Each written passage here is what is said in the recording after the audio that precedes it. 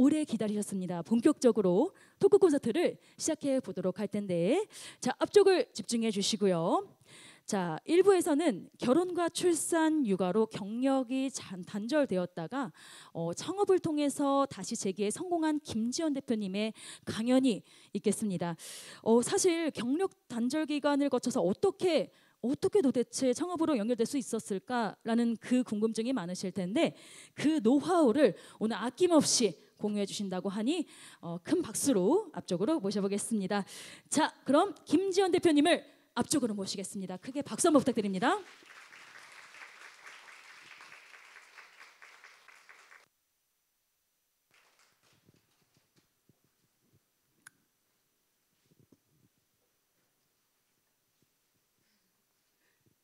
안녕하세요. 브랜드 플림을 운영하고 있는 김지연입니다. 안녕하세요. 오늘 이렇게 귀한 시간 함께 해주셔서 진심으로 감사드리고요. 오늘은 제가 어떻게 브랜드를 만들게 되었는지, 그 시작이 그저 흘러간 시간이 아니고 이어진 선이 되었는지 그 이야기를 좀 나눠보려고 합니다. 아직 막 특별한 성공담은 아니고요. 작년 연말에 이제 브랜드를 출시했고 이제 해외 오프라인 진출을 준비하고 있는 단계입니다. 그냥 제가 겪었던 제 피부의 불편함과 그거를 좀 해결하고 싶었던 생활 속 작은 노력들이 어떻게 브랜드가 되었는지에 대해서 이야기를 좀 해보려고 합니다. 이야기를 준비하다 보니까 좀 디테일한 제 이야기를 좀 담아야겠더라고요. 저는 그 흔한 K 장녀였습니다. 밑에 동생이 둘이 있는데 나이 차이가 3살, 10살 이렇게 나는 동생들이 있고 둘 다 아토피가 있었어요. 그래서 어렸을 때부터 뭐 간지럽다, 누나 막 나 목 좀 긁어줘 이런 이야기를 흔하게 듣고 이제 자라면서 저는 이제 주변인의 시선으로 이렇게 보다가 중학교 때쯤에 이제 제가 그 체육 시간에 꼬마야 줄넘기를 하다가 이제 들어가려는 그 찰나에 그 줄에 얼굴을 맞게 돼요. 그래서 얼굴을 맞은 그 자리 그대로 이제 막 피부가 이렇게 막 부풀어 올라서 양호실에 가게 되는데 한 몇 시간 동안 이게 얼음 찜질을 하고 해도 진정이 안 돼서 양호 선생님이 살성이 좀 특이한 것 같다. 병원에 한번 가봐라 이렇게 얘기를 해서 엄마랑 같이 이제 그때부터 대학병원에도 가보고 지방에 막 용한 한의원도 가보고 가게 되었습니다. 갔더니 그 물리적인 자극에 의해서 이렇게 긁히면 긁히는 대로 부어오르고 붉게 되고 간지러워지는 피부라고 하더라고요. 그 당시에는 이런 피부 질환에 대한 명칭도 잘 몰랐고 특별한 원인도 없고 그저 체질 개선을 하고 심해지면 약을 먹어라 이 정도의 설명을 들었었어요. 혹시 이 피부의 증상을 좀 아시는 분이 계실까? 이 명칭을 뭐라고 하는지 혹시 아시는 분이 계세요? 제가 오늘 저희 제품을 조금 갖고 왔거든요.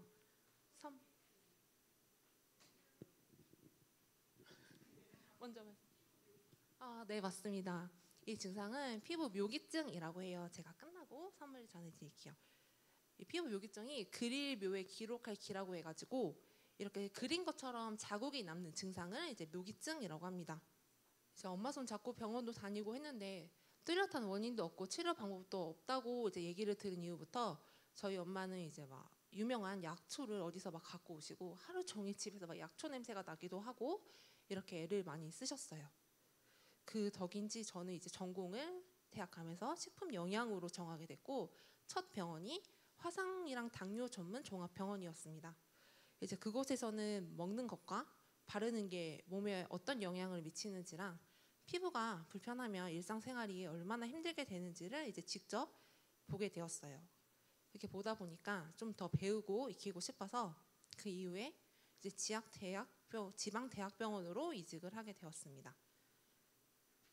근데 그 병원에 이직을 할 때 조건이 그 지방에서 어느 일정 기간 정도 수련 기간을 거치면 서울 쪽으로 갈 수 있다라고 해가지고 큰 마음을 먹고 그 지방 대학병원에 갔는데 막상 가보니 그렇게 서울로 간 사례가 없더라고요. 그래서 거기서 좀 이제 마음을 못 붙이고 지방이고 그때도 20대다 보니까 주말에 뭘 할 수 있을까 하다가 제천 쪽에 사상 체질로 이제 유명한 리조트가 그때 막 오픈을 할 때여서 이제 그쪽에 약간 프리랜서 겸 주말에 이제 그쪽에 가서 강의도 하고 사상체질 관련된 식단을 짜면서 조금씩 이제 약초에 대해서 조금 더 집중을 하게 되었습니다. 특히 이제 연고도 없는 지방에 가다 보니까 주말에는 이제 그쪽에 조금 더 집중을 했어요.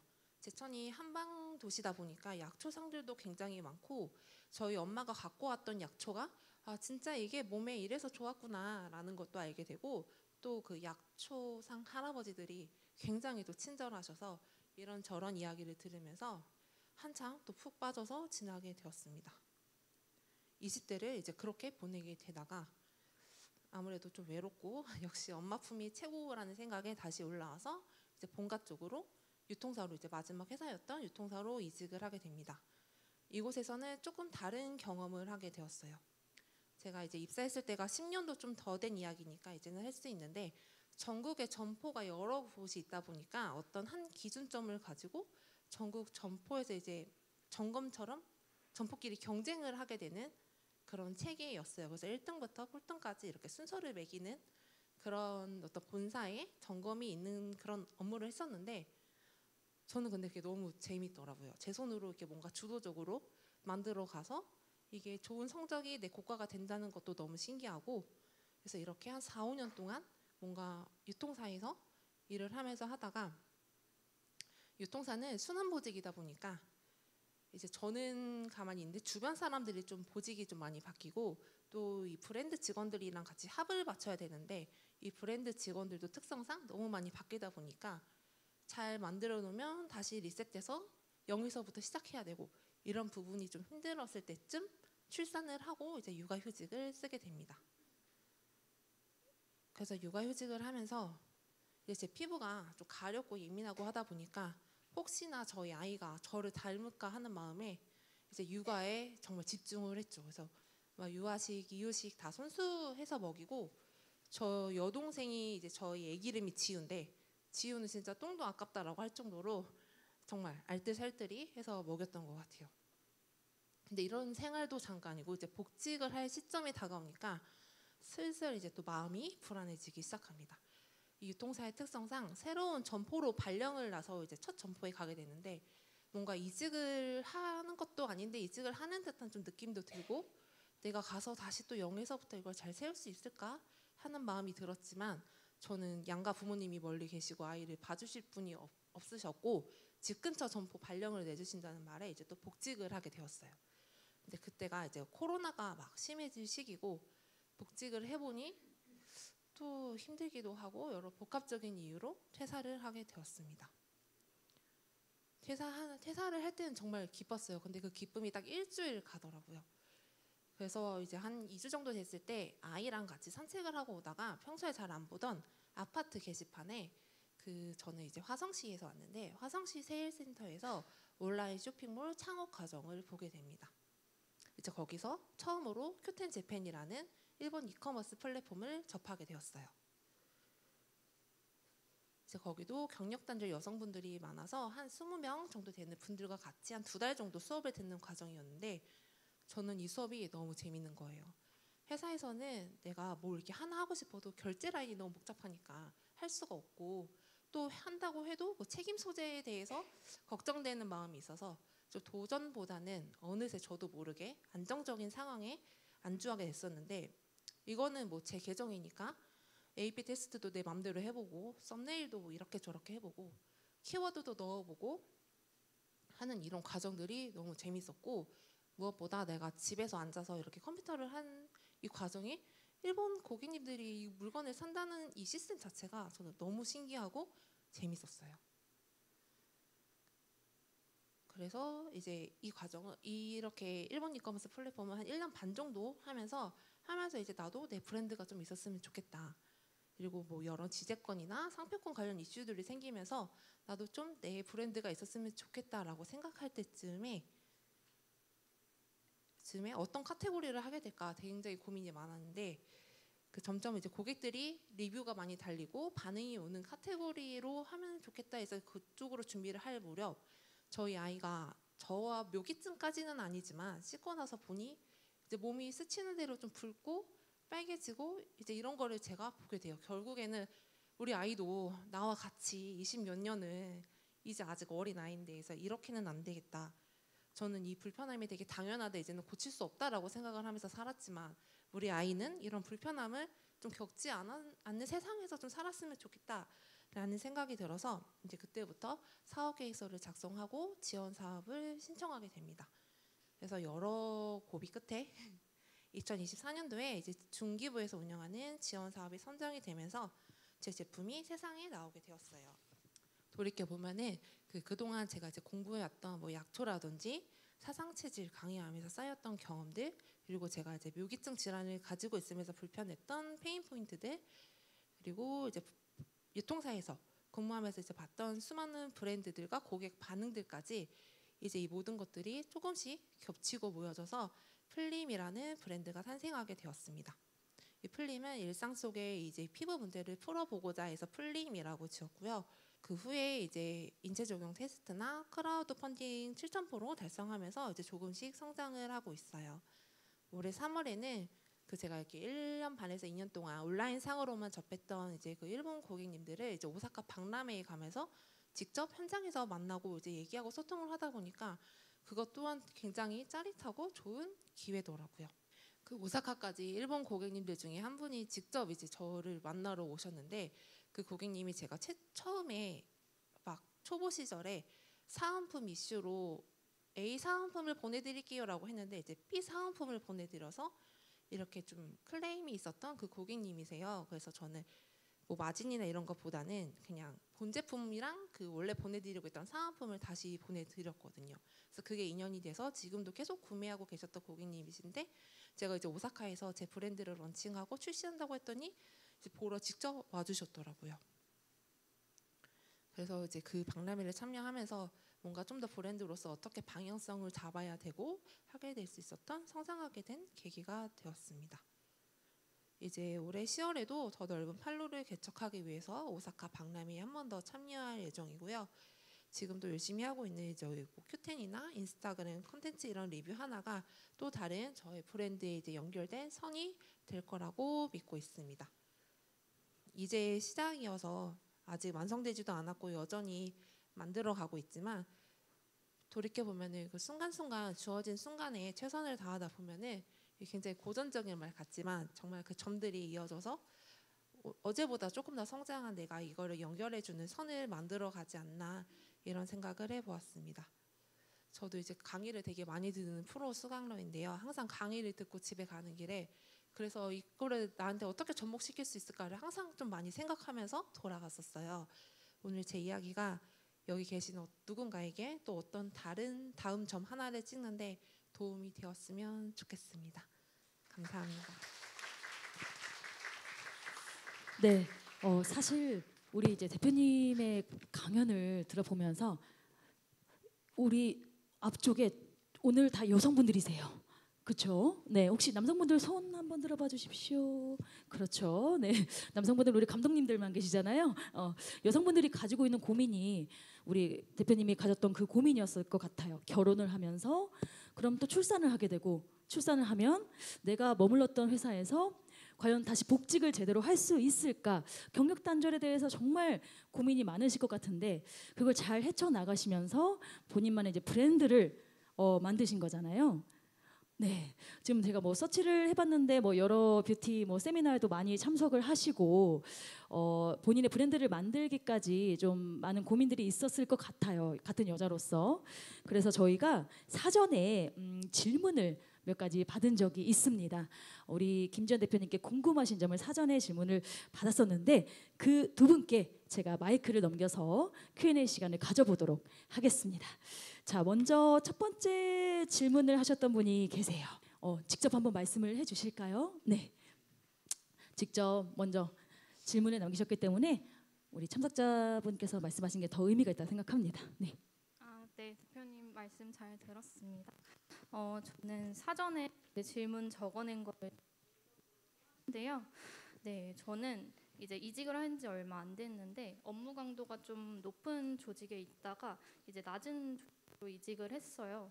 그러다 보니까 좀 업무 시간이 남는 거예요. 이게 좀 고민이 되더라고요. 뭔가 시간을 꽉 꽉꽉 채워서 쓰다가 그렇지 않다 보니까 세상에 뒤처지고 있나? 이런 생각. 뭔가 업무랑 동떨어진 거를 하면 좀 안 될 것 같기도 하고, 그래서 뭐라도 좀 찾아보고 있는데, 그래서 좀 업무가 너무 쉬운가? 내가 생각도 들고 한데, 저만 좀 이런 고민이 있는 건지, 대표님도 이런 고민 있으셨는지, 업무 시간에 다들 뭐 하시는지 이런 게 좀 궁금했습니다.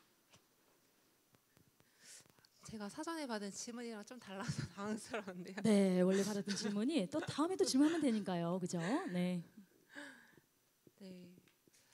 근데 막상 그 당시에는 이게 어떤 의미가 있나 나에게 이런 생각을 사실 저도 좀 되게 많이 했었거든요. 순환부직이다 보니까 뭐 내가 원했던 전공이 아닌 것도 있고, 또 어떤 때는 팀장님이 오전에 출근하셔서 오늘 가기 전까지 자료를 제출해라고 하셨는데, 뭐 2시간 정도 후에 갑자기 한겨울에 뭐 연탄 봉사를 좀 갔다 와야 된다.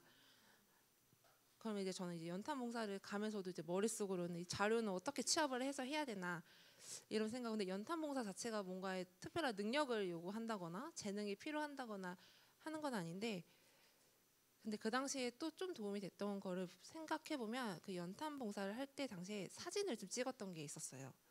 그래서 제가 제가 작년에 사업 계획서를 쓸 때, 나는 이렇게 지역사회 소외된 이웃에게도 마음을 쓸 줄 아는 사람이야 라고 이렇게 자료를 쓰기도 하고, 또 그때 그 경험을 바탕으로 지금 저한테 좀 꿈이 있다면은 조금 더 성장을 해서 저도 뭔가 지역사회 진짜 소외된 이웃들한테 저희 제품 더 나아가서 뭔가 이제 현실적으로 좀 도움을 줄 수 있는 사람이 되었으면 좋겠다라는 게, 뭐 거창하게 큰 마음을 먹고 시작한 게 아니고 그런 작은 기회에서부터 좀 이렇게 파생되고 가지쳐서 나가는 것 같아요.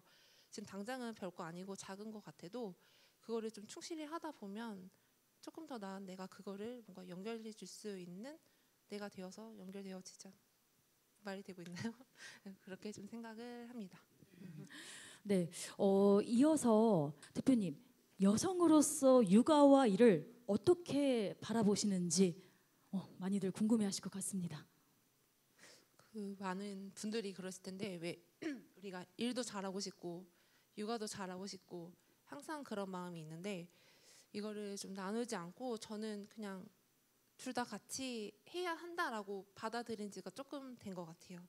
그래서 브랜드도 성장하고 아이도 성장하고 같이 성장하고 있는 과정 중에 짧게 일 예로 하나 들자면, 이제 저는 5시에 퇴근을 하고 이제 아이랑 육아를 하고, 아이가 10시에 자면 10시부터 2시까지 또 저는 제 업무를 해야 좀 덜 불안해서 그렇게 하는데, 이 저녁을 먹으면서 아이한테 5월 달이 되게 이벤트도 많고 뭔가 기획이 많은 달인데 엄마가 수출 준비를 하다 보니까 이거 이벤트 구성을 잘 못했어. 근데 그냥 지나가기에는 솔직히 엄마가 좀 아쉬운 마음이 들어라고 했더니, 우리 아기가 저녁을 먹다가 이제 8살이 되었는데 5월 5일이 이제 어린이날인데 저희 제품 중에 오일 로션이 있어요. 그래서 그 5월 5일의 5를 숫자 5가 아니고 오일 로션의 날로 해서 이벤트를 좀 해보면은 어때? 라고 얘기를 해줘서, 저희 그 진짜 인스타에 뭐 어린이가 되고 싶은 어른이를 위한 이벤트에서 저희 제품명을 맞춰주세요. 그래서 이런 이벤트를 좀 기획을 했었거든요. 그래서 아이랑 그냥 같이 공유하고 같이 성장해 나간다고 생각을 하면은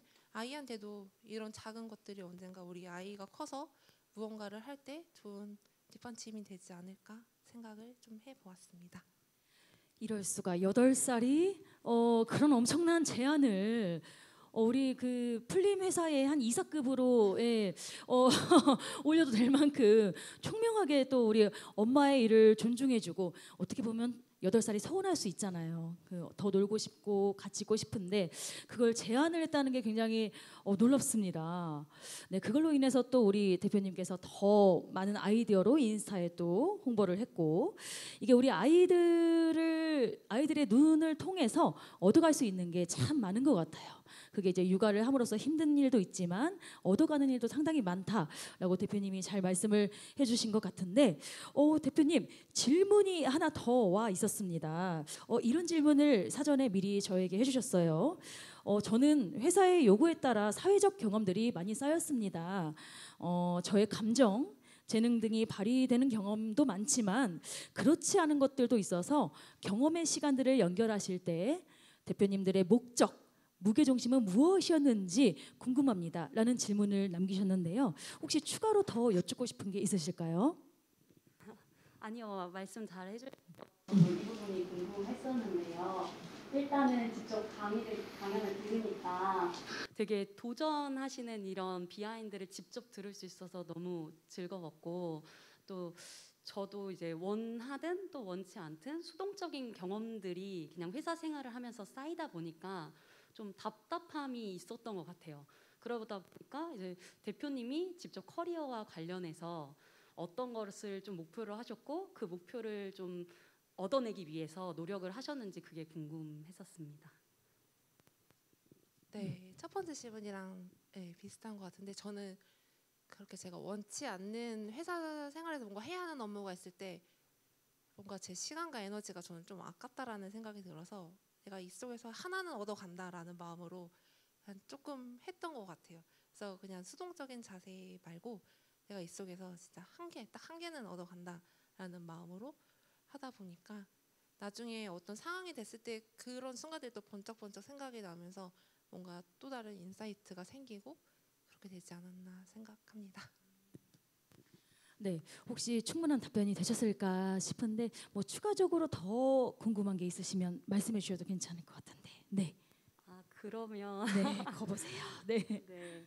너무 재밌게 들어서 그런가 봐요. 제가 이제 사실은 회사에서 일을 시키니까 열심히 했었는데 저도 지금 퇴사한 상태라 이제 저한테 스스로 그러니까 저한테 일을 시켜서 제가 뭔가를 해야 되는 상황을 스스로 만들어 보니 생각보다 제가 회사 생활에 너무 적응해 있는 것 같이 느끼는 거예요.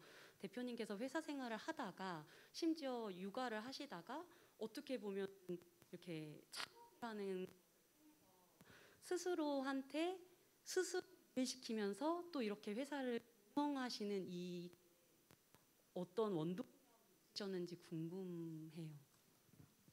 네, 저도 회사 생활에 10년 넘게 있다 보니까 그 시스템이 굉장히 당연한 줄 알았었어요.